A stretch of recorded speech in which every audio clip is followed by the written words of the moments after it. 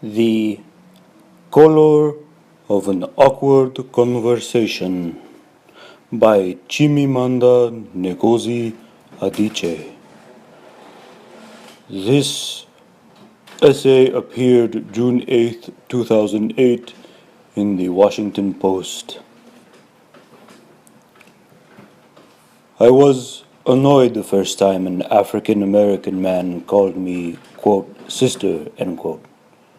It was in a Brooklyn store, and I had recently arrived from Nigeria, a country where, thanks to the mosquitoes that kept British colonizers from settling, my skin color did not determine my identity, did not limit my dreams or my confidence.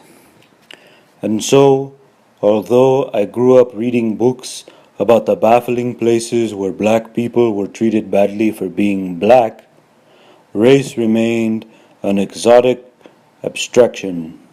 It was Kunta Kinte. Until that day in Brooklyn, to be called, quote, sister, end quote, was to be black, and blackness was the very bottom of America's pecking order. I did not want to be black.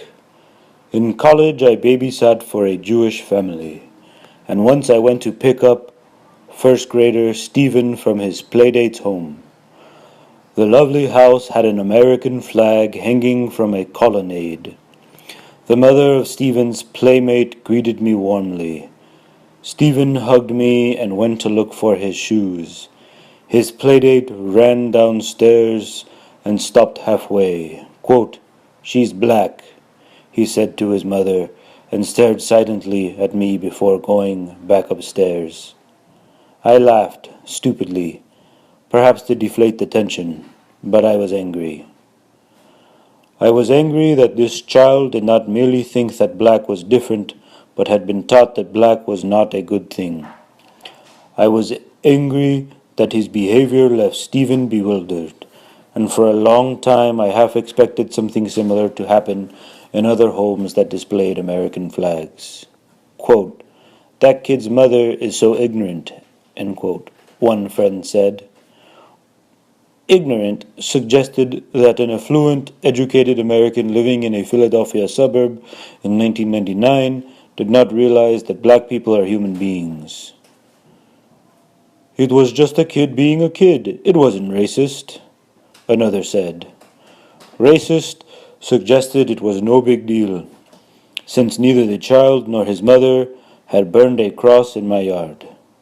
I called the first friend a diminisher and the second a denier, and came to discover that both represented how mainstream America talks about blackness. Diminishers have a subtle intellectual superiority and depend on the word, quote, ignorant, end quote. They believe that black people still encounter unpleasantness related to blackness, but in benign forms and from unhappy people or crazy people or people with good intentions that are bungled in execution. Diminishers think that people can be, quote-unquote, ignorant, but not, quote-unquote, racist, because these people have black friends, supported the civil rights movements, or had abolitionist forebears. Deniers believe that black people stopped encountering unpleasantness related to their blackness when Martin Luther King died. They are, quote-unquote, colorblind, and use expressions like white, black, or purple, we're all the same, as though race were a biological rather than a social identity.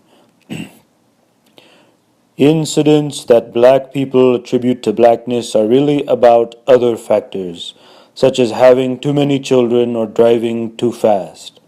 But if deniers are compelled to accept that an incident was indeed about blackness, they launch into stories of Irish or Native American oppression, as though to deny the legitimacy of one story by generalizing about others. Deniers use racist, the word, as one would use dinosaur, to refer to a phenomenon that no longer exists.